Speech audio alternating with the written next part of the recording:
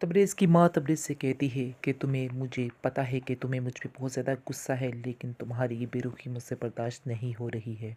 मैं तुमसे माफ़ी मांगना चाहती हूँ कि मैं पैसे की लालच में आकर ये सारा कदम उठा गई और मैंने तुम्हारी ज़िंदगी तबाह कर दी।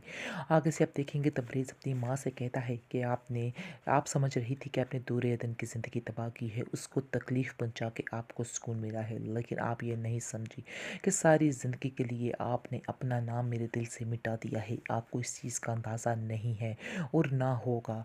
चाहे मैं आपको माफ़ कर दूँ, ना करूँ, लेकिन ये बात मेरे दिल से कभी भी नहीं जाएगी कि सुंबल का तो चलो माना कि वो है ही इतनी बेहिस और इतनी अजीब-सी औरत है। लेकिन आप एक माँ होकर आप ऐसे कैसे कर सकती हैं? मुझे इस चीज़ की काफ़ी ज़्यादा तकलीफ़ है और मैं दूर-ए-वतन का मुकाबला यानी कि उसका सामना नहीं कर पा रहा हूँ। अभी तक मेरे अंदर इतनी शर्मिंदगी है कि मैं कुछ नहीं कह रहा।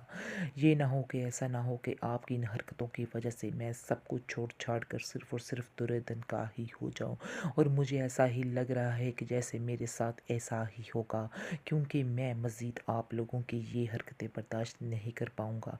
दूसरी तरफ सुंबल जो है खूब ज़लील कर रही है तबरेज़ की माँ और उसकी बहन को और कह रही है कि आप लोग इधर आइंदा से कभी भी मुझे मत दिखाई दो, क्योंकि आप लोगों का काम मैंने कर दिया है और इस काम के लिए भारी रकम अदा की है।